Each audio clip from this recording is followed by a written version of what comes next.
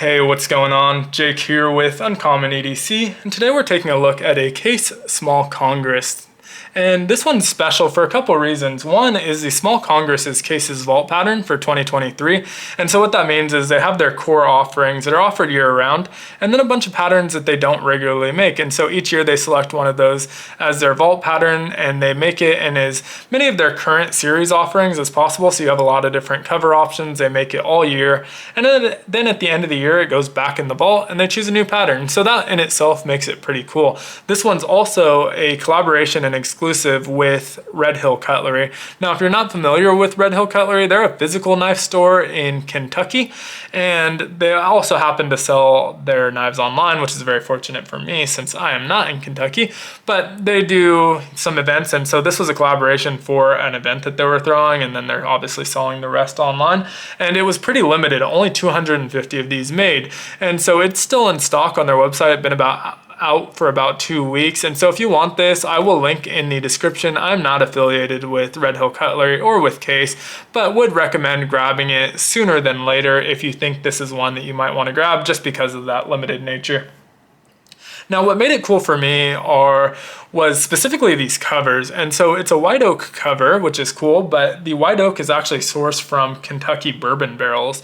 And so Kentucky bourbon barrel white oak. And so they look excellent, but just having that history, that backstory, knowing where it came from, and then it being bourbon, which I'm a fan of, makes it really cool, an extra talking point or conversation piece. And so always appreciate that in covers. You know, Boker does that really well. They have their Castle series or their Sherman Tank series. And so I think that's really cool having that backstory. It's just an extra thing to appreciate and talk about with the knife. Now, as I mentioned, I think it looks really good as well. And my show side versus pal side are pretty different, which might bother some people. So I have this really kind of busy textured pattern on the show side, which is usually what I would like a little bit more. And I think it looks really good still. And that's usually my preference. But if we flip over to the pal side, we have a pretty minimal consistent striations on it, and for whatever reason it really appeals to me on this knife, and so really like the pal side a little bit more than the cover side, but I think both look great. Now, like I said, that bothers some people. It's not matching, and so for me it doesn't bother me as much because I get to see both examples, but also I can't look at both sides at the same time anyway, so not as big a deal. But hopefully, if that's something that you care about, if you get one, it will match on it. Obviously, it's going to be different on every knife. With these natural materials, you don't get, consistent patterns at all. They're all going to be unique. And so hopefully, if that's something that bothers you, you do get consistent.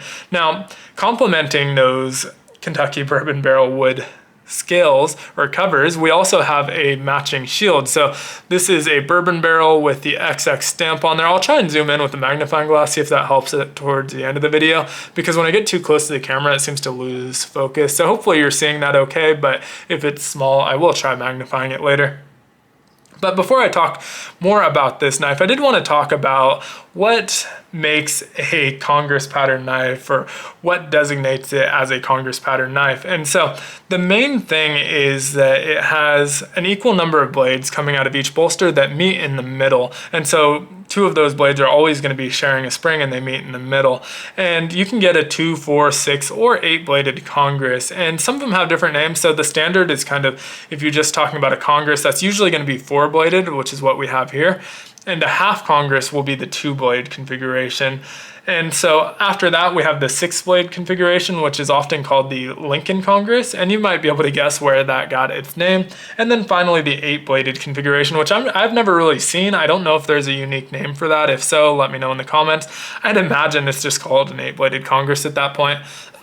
But the other defining feature is the concave spring. So at first glance, it might look a little bit flat, but once you know that there's a little bit of a curvature there, it's pretty obvious and it jumps out at you. But we can see that by placing it against a flat object. You can see kind of through that a little bit. And when I run my finger behind there, you can see my finger through that gap. So the bolsters are touching the flat surface, the springs and the rest of the cover are not. And so that curvature and the concave nature of it is a defining feature of the Congress knife as well. Now, this one is a small Congress, and so it is living up to its name at 3 1/8 inch long overall in this closed position. You can see it's a little bit smaller than my index finger, not significantly so, but still a pretty small knife. And because those blades are meeting in the middle and they share a spring, that means you're going to get some pretty small blades. You know, if they were on a single spring, it could eat up a lot of that 3 1/8 inch, but as is, you have one bigger and one smaller blade on each spring. And I should mention that the shape of the blade doesn't really matter in terms of the pattern. You do see some consistency usually, and especially with like these small Congresses from Case, they all have the same 4 blades, but you can get some variation and it doesn't change it or take it away from being a Congress pattern. And so with that said, let's look at these springs before we get in. No major gapping. There's a little bit of minor gapping. You can see right here on that cover. It doesn't bother me. I can't catch my finger or nail on there at all. And so it's not affecting the use or carry of it, so it doesn't bother me. Now, you can also see some light between one of the springs and liners, but again, I can't even see that without holding it up to a light. How often am I holding it up to a light? So not something that bothers me, but I know some people care a little bit more about that. And so worth noting, the pins and everything, the bolster to cover, the cover to pin, and the shield are all flush and feel really good. Now, we do have 2 nail nicks on each side. So on the cover side, you have the front 2. Flip it over to the pal side, you have the back 2. So nice, easy access to all 4 blades.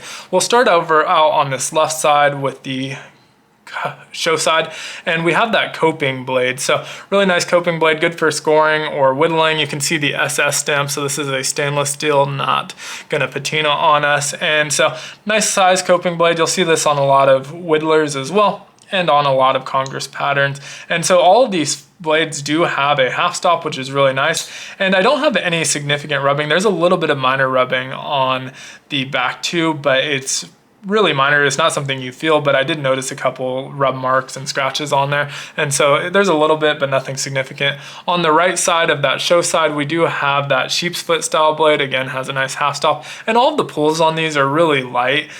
And that's kind of to be expected since they're sharing a spring, not something that I'm super upset about, but they are lighter than I might typically like, but still feel good. They snap into their half stop and full stop. All 4 of them are really responsive and feel good there. And so satisfied with that.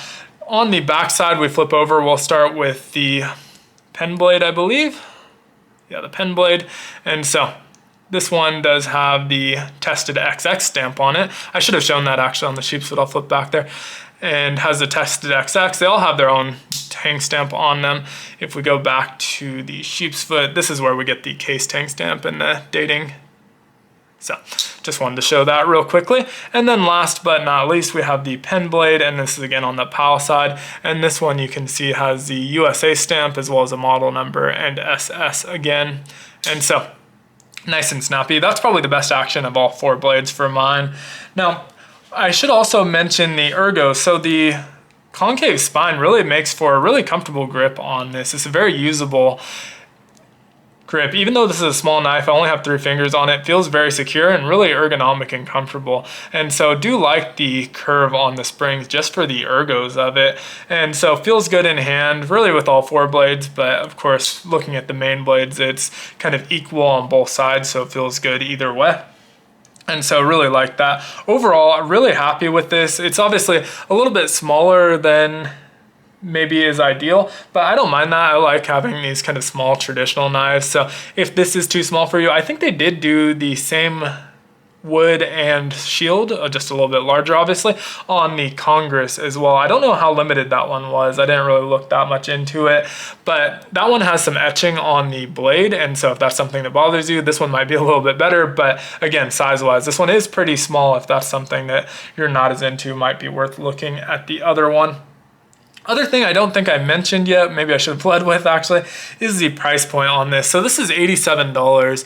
And when I was looking at the other small Congress that released during this kind of alt release, they're usually about $65 to $75. So this one is a little bit more. You're paying a premium, probably because it's a limited run, the exclusivity with Redhill Cutlery, the sourcing of that wood and working with the new material, and obviously the shield being a different shield than what you're typically seeing, is all stuff that contributes to the price. So whether that's worth a $10 to $20 jump is obviously up to you. For me, I thought it was really cool and the shield and the handle material resonated with me. So for me, it was worth it, but obviously that's going to be kind of up to you. But let me know what you think of this knife and this pattern down in the comments below. Anything else you'd like to talk about.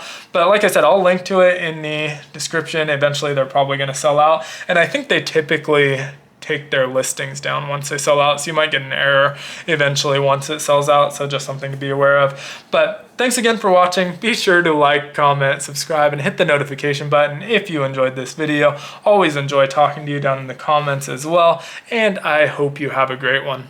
Take care.